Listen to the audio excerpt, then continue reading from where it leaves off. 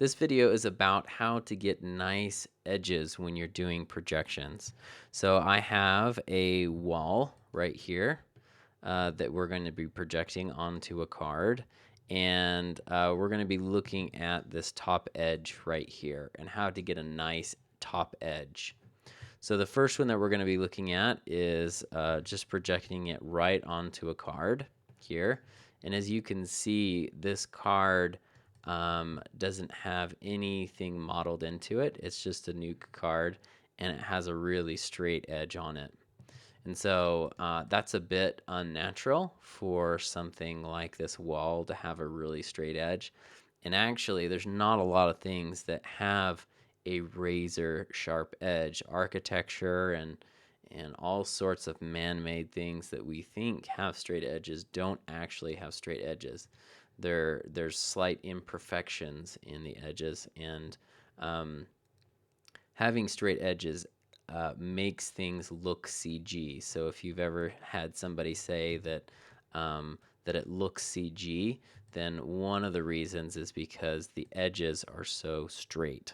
Okay, so that's one thing that graphics programs are really good at, is making everything have really straight lines. They're not very good at making things look like they have not straight lines, or in something that's quite random and organic. So that's not going to give us a really good result. So if we take a look here in the scanline render, we can see that that's the alpha channel right there. It's very straight, and there's nothing really that you can do to make that look any better. So the other option that we could be looking at would be to model the edge of the geometry. Okay, so this is where we go in and put in some detail into the edge of the geometry and still let the edge of the geometry cut out the projection, right? And it cuts out the projection because there's nothing else to project onto past the edge of this geometry. So if we take a look,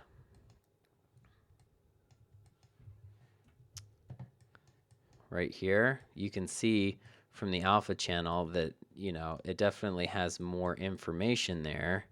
But when you get in close here, you can see it's pretty simplified. And you could spend a lot of time really modeling out a nice edge there that follows the image. So the better and easier way is to have an alpha edge. So in this example here, we have the geometry extending past the projection. And then the projection alpha is the thing that's cutting out the edge. And so now you can see there's all kinds of detail in that edge. And when we look at this in the scanline render, you can see that it has a really nice edge there. And the dotted line is the edge of the geometry, and our projection goes below that. And so we have all kinds of really nice information. So that's a nice edge. Having geometry cut out your edge can be useful, and it kind of depends on how much information is in the model that you are projecting onto. If there's a lot of information, then you might get a really nice edge, between that and some anti-aliasing, and how far away the projection is from the camera, you can get away with that kind of stuff. If you want a really nice edge that has a lot of detail, you're going to want the alpha channel to cut it out. So that solution of having the alpha channel cut out the edge of your projection is good if you're working with cards, but what if you're working with a 3D object? Then how is that going to work, right? So here I have a 3D object of a pillar, and if we take a look at this pillar, we can see that the detail is not very dense, and there's not a lot of information along that edge. And because it's a projection, you're getting a ton of information on the inside, and the geometry that's cutting it out has very little information on the sides, which kind of makes it look like a game model. and it's not very convincing. So the solution to this is to place a card along this side right here that's going to catch the projection. So if we took a look at the way it is right now along the scanline render, you can see these really like chunky edges. And I have here a card that I've created. And if we looked at this in 3D view, this is what it looks like. So there's our pillar, and that's the card. So the card is going around the shape of the object, and you're placing it so that it can be seen from the point of view of the camera. So the camera is here, and it's going to catch that edge detail right there. So if I connected these together to the projection, and we took a look here, you can see all of the additional information that's being picked up by that card along the edge right there. Okay? And that happens all up and down this side of the model. So if we take a look through the scanline render,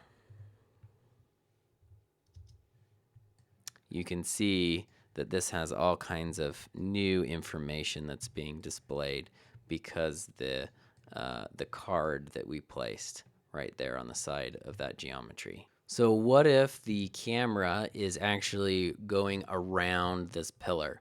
Then will our card gag still work? And it will, as long as the image that's being projected onto our main piece of geometry is extending onto the card just a very tiny bit. So whatever's projecting onto the card needs to be very, very small. And as long as it's small, you can most likely get away with it. Of course, you need to test everything and make sure that it's going to work for your shot first. And there's no real blanket statement that you can say it's going to work for every scenario. So you have to look at your shot to see if it's going to work. If your main geometry is really off and a lot of image is being projected onto the card, then most likely it's not going to work.